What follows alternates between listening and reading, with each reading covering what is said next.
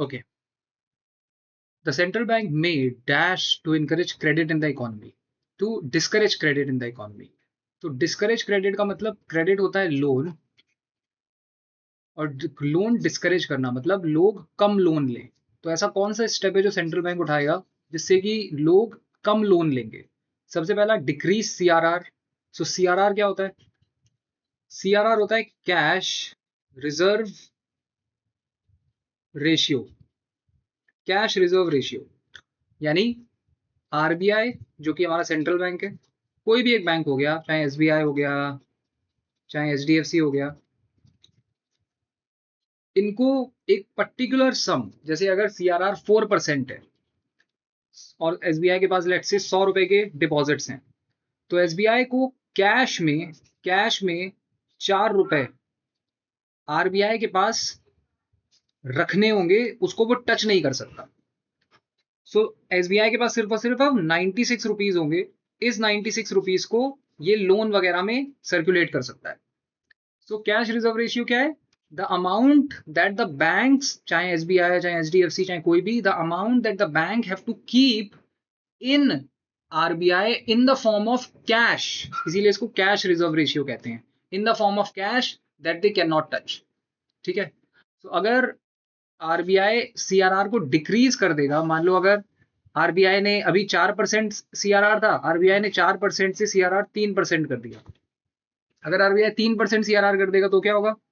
तो बैंक को अब 96 की जगह 97 रुपीज मिल जाएंगे लोन में उठाने के लिए, और बैंक के पास जितने ज्यादा पैसे होंगे लोन में उठाने के लिए वो उतना कम इंटरेस्ट चार्ज करेगा। पहले उसके पास कम रुपए थे तो वो ज्यादा इंटरेस्ट चार्ज कर रहा था, अब उसके पास ज्यादा रुपए हैं तो वो कम इंटरेस्ट चार्ज करेगा। कम इंटरेस्ट चार्ज करेगा तो लोग लोन ज्यादा लेंगे, और अगर ज्यादा लेंगे तो क्रेडिट डिस्करेज होने की बजाय क्रेडिट इनकरेज हो जाएगा। तो यहाँ पे क्रेडिट डिस्करेज नहीं हो रहा है, क्रेडिट इनकरेज हो रहा है, तो डिक्रीज सीआरआर गलत हो जाएगा। फिर दूसरा ऑप्शन क्या है? Buy securities in the open market. For example RBI है, आरबीआई के पास कुछ कैश है, आरबीआई ओपन मार्केट में गया, ओपन मार्केट में बहुत सारे बैंक्स होंगे, एसबीआई होगा, एचडीएफसी होगा। सो आरबीआई ने सिक्योरिटी बाय कर ली, buy security in the open market. अगर ओपन मार्केट से सिक्योरिटी बाय कर ली, इससे सिक्योरिटी और इससे सिक्योरिटी बाय करी, तो इन दोनों बैंक को इसने क्या दिया? इन दोनों बैंक को इसने कैश दिया। फिर से बैंक के पास बहुत सारा कैश आ गया, और जैसे ही बैंक के पास बहुत सारा कैश आ गया, वो ये सारा का सारा कैश कस्टमर्स को लोन देने में लगा देगा, और बैंक के पास जितना ज्यादा कैश होगा वो उतना इंटरेस्ट रेट कम रखेगा। इंटरेस्ट रेट कम होगा तो क्रेडिट डिस्करेज होने की बजाय एनकरेज हो जाएगा, तो ये भी गलत आंसर है।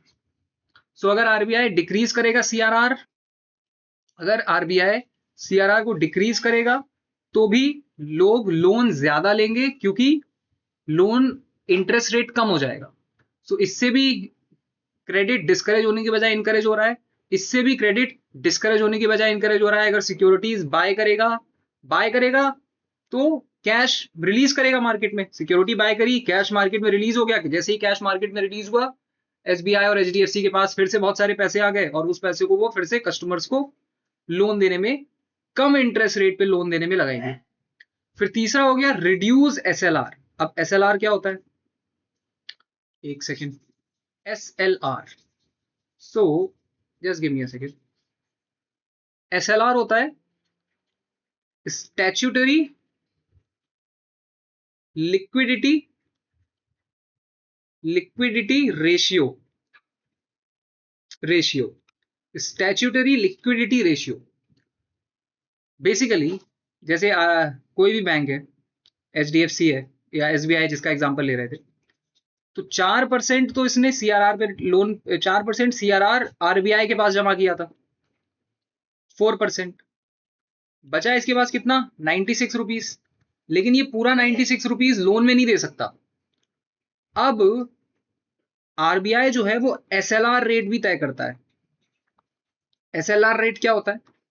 यूजुअली एसएलआर रेट मान लो आरबीआई ने 16% तय कर दिया, तो इसका मतलब अब 16% रुपए, मतलब जो ओरिजिनल अमाउंट इनके पास कितना था? 100 था, 100 का 16% यानी 16 रुपए। एसबीआई को ये 16 रुपए से गोल्ड और गवर्नमेंट सिक्योरिटीज, सिर्फ और सिर्फ ये दो चीजें, गोल्ड और गवर्नमेंट सिक्योरिटीज या फिर बॉन्ड्स खरीद के रखने होंगे, और कुछ नहीं खरीद सकते।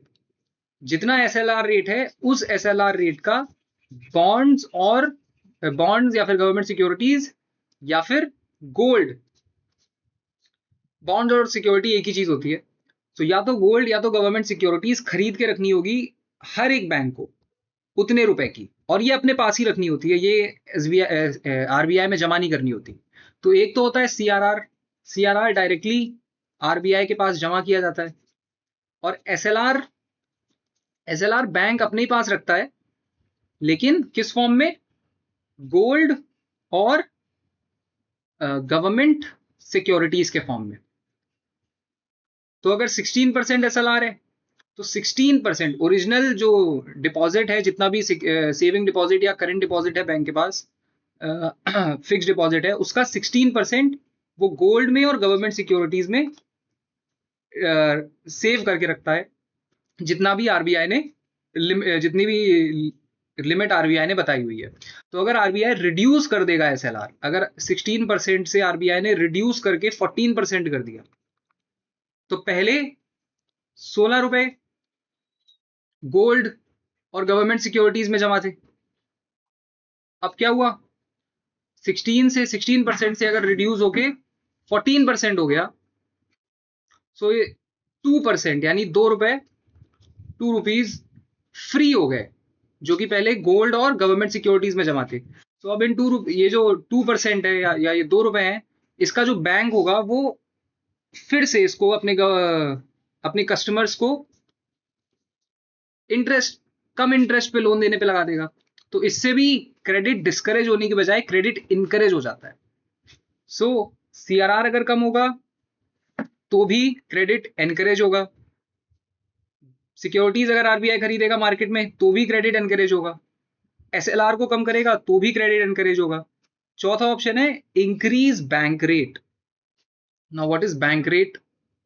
So bank rate is basically, what is bank rate? Bank rate is basically Reserve Bank of India lends money to the commercial banks. The interest at which RBI lends long-term money is called bank rate. Long-term money. Short-term money जिस interest पे RBI land करता है, RBI banks को देता है, उसे हम कहते हैं रेपो रेट। और लॉन्ग टर्म मनी आरबीआई जिस इंटरेस्ट रेट पे बैंक्स को देता है उसे हम कहते हैं bank rate. So for instance किसी भी बैंक के पास, लेट्स से एसबीआई के पास कोई भी एक कस्टमर आता है, कोई भी एक वेल्दी बिजनेसमैन आता है और उसको लोन चाहिए, 10,000 करोड़ का, और एसबीआई के पास उस समय सिर्फ और सिर्फ 5,000 करोड़ है। तो एसबीआई किसके पास लोन लेने जाएगा? एसबीआई जाएगा आरबीआई के पास।